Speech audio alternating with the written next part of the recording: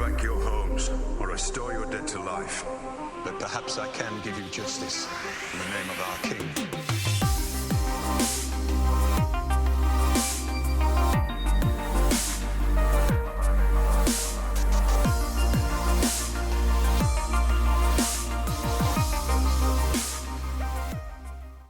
Hey everyone, today we're going to answer a few questions that I see come up a lot in the comments.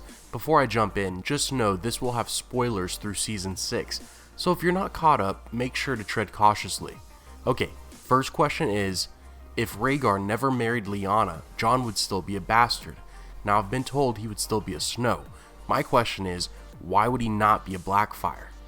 Alright, there's a ton of speculation on this. First off, if the story is true and Rhaegar kidnapped Lyanna, took her to Dorne, got her pregnant, left her at the Tower of Joy, then yeah, Jon would be a bastard, because Rhaegar was already married and had children with Elia Martell.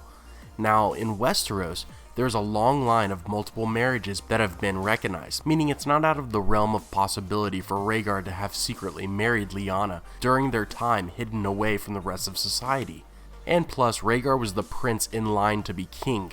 He could have found a priest to conduct the ceremony. If that's the case, then maybe there is a record of the marriage somewhere, waiting to be discovered in the future. As for being a Snow, bastard surnames are given to children usually in relation to where they are raised, but it's not law by any means. Basically, the highborn who raises a bastard gets to name their child whatever they want, though it is customary to use the region the child will be raised in. In other words, Jon Snow shouldn't have necessarily been named Jon Sand because of his birth location, which was in Dorne.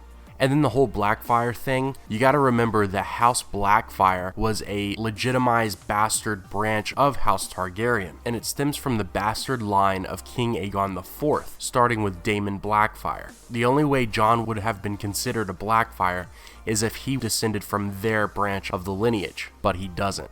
Next question. Is the creator of the sword Lightbringer also the one who uses, owns, and wields it?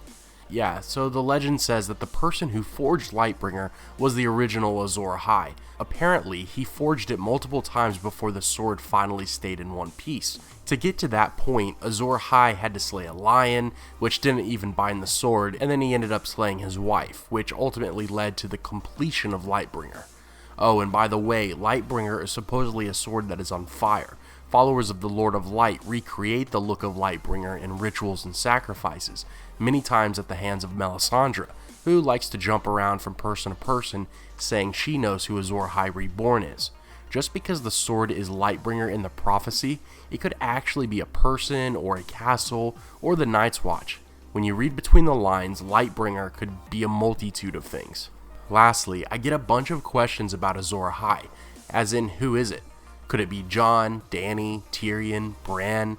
I've even heard arguments for people like Jaime, Jorah, Gendry, and tons others. We could go on for days about the pros and cons for each character.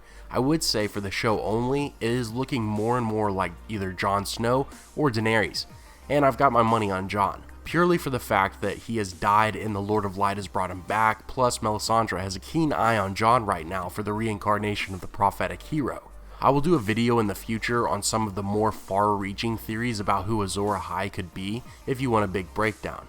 Other than that, I would love to hear your theories on who you think will be Azor Ahai Reborn. Also, I am doing a giveaway on my Twitter for the Game of Thrones Season 6 Blu-ray and digital download edition, so all you have to do is follow me over there. I will announce the winner on the 24th of November. Have a great day everyone, take care, and I will see you tomorrow.